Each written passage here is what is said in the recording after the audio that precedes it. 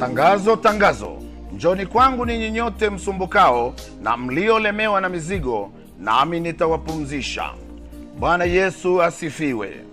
Huduma ya New Life in Christ, yaani maisha mapya ndani ya Kristo, inapenda kuwakaribisha watu wote, dini zote, kabila zote, kwenye semina ya neno la Mungu itakayofanyika katika kanisa la KKKT Kasulu kuanzia tarehe 11 mwezi wa 5 2025 mpaka tarehe 18 mwezi wa 5 2025, kila siku kuanzia saa 9 alasiri hadi saa 12 jioni.